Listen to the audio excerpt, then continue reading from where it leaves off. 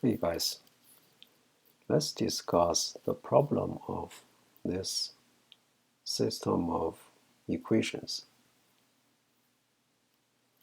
which is nonlinear but can be solved in a linear way.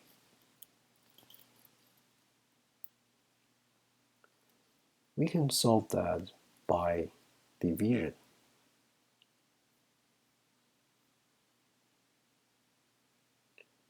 To keep the three variables on the left-hand side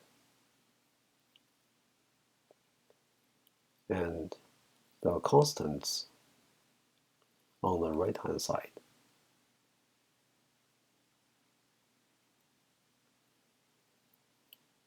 Elimination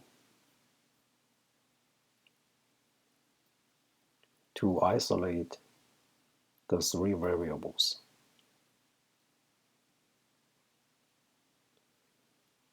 Reducing these coefficients to 1.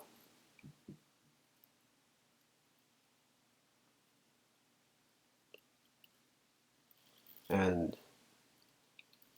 inverting both sides to get our result. Alright guys, that's the end. Thanks for your attention. I'll see you next time.